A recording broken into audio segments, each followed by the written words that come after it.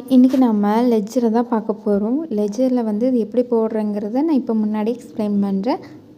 எப்படி போடணுங்கிறது நான் லேப்டாப்பில் உங்களுக்கு வீடியோவாக போடுறேன். ஓகேவா, போட்டிருக்கேன், அதை பாருங்கள். இதுக்கு ஃபஸ்ட்டு நம்ம இதை வந்து எக்ஸ்பிளைன் பண்ணிடுறேன். நம்ம நேமில் கொடுக்குறோம்ல, லெட்ஜரில் வந்து ஒரு டைம் மேலே மடி கொடுத்தோம்னா நமக்கு வந்து வராது. ஓப்ஸ் ஆல்ரெடி நேம் வந்து வந்துருச்சுன்னு வரும். அதுங்காட்டி நம்ம நேமில் கொடுக்குறது வந்து ஒரு டைம் தான் வரும். அதுவே அண்டரில் கொடுக்குறது எத்தனை டைம் வேணாலும் கொடுத்துக்கலாம். ஓகேவா, இப்போ வந்து நம்ம சம் பார்க்கலாம். First one, started business with cash வந்து ஸ்டார்ட் பண்ணியிருக்கோம். அப்போ கேபிட்டல் வந்து வருது. அப்போ கேபிட்டல் அண்டரில் வந்து கேபிட்டல் அக்கௌண்ட், ஏன்னா கேபிட்டல் வந்து கேபிட்டல் அக்கௌண்ட்டில் வரும். ஓகேவா. Second, deposited cash into SBI bank.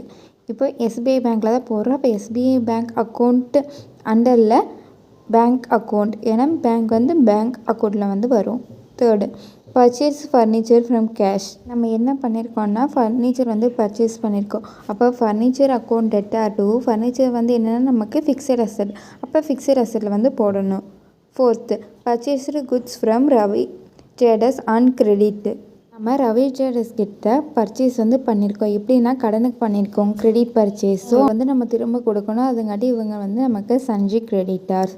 திரும்ப கொடுக்க வேண்டியது வந்து நம்ம பொறுப்பு அல்லவா, அதுங்காட்டி அது கிரெடிட்டார்ஸில் வந்து வருது. ரவி ட்ரேடர்ஸ் அக்கௌண்ட் அண்டரில் சஞ்சி கிரெடிட்டார்ஸ் தான் நம்ம மறுபடி பர்ச்சேஸ் அக்கௌண்ட் வந்து க்ரியேட் பண்ணணும். இப்போ நம்ம வந்து கிரெடிட் பர்ச்சேஸ் வந்து போட்டுட்டோம்.